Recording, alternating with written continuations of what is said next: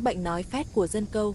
Thứ nhất, câu được con 3 lạng thì bảo 3 cân, câu 1-2 con thì bảo nhiều lắm, khua thùng. Thứ hai, chụp ảnh báo cá thì phải phóng to ra mới chụp, con cá 2 lạng chụp như 2 cân. Thứ ba, báo điểm câu cá, bãi này nhiều lắm, cắn lắm, ra mà câu. Anh em phi ra câu thì còn đúng cái nịt, đúng là có cá, nhưng tao câu hết rồi. Thứ tư, không câu được, móm thì đổ bãi này không có cá, hôm nay đi không đẹp ABC các lý do. Thứ năm, câu cá bị đứt cước thì bảo con này to lắm, phải 18 cân.